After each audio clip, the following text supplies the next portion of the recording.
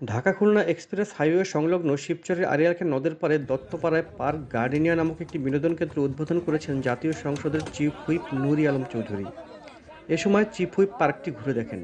উদ্বোধনকালে জেলা পরিষদের চেয়ারম্যান মুনীর চৌধুরী, শিবচর উপজেলার চেয়ারম্যান বীর মুক্তিযোদ্ধা আলহাজ আব্দুল লতিফ মোল্লা, পৌর মেয়র মোহাম্মদ আওলাদ হোসেন খান, উপজেলা আওয়ামী লীগের সাধারণ সম্পাদক ডাক্তার মোহাম্মদ সেলিম প্রমুখ উপস্থিত ছিলেন। ১০ বিঘা জমির উপর নির্মিত এ পার্কটিতে রাইডের মধ্যে ট্রেন, হানিসিং, জাম্পিং, হেলিকপ্টার, হোর্স, নৌকা সহ বিভিন্ন রাইড রয়েছে। প্রতিটি রাইডের মূল্য ধরা হয়েছে ৫০ টাকা। রয়েছে ঝর্ণা, ফোয়ারা সহ আকর্ষণীয় সব দৃশ্য। রয়েছে জুস বার সহ রেস্টুরেন্ট। এছাড়াও এখানে কটেজ ভিলা নির্মাণের পরিকল্পনা রয়েছে বলে উদ্যোক্তার পক্ষ থেকে নাসির চৌধুরী জানান।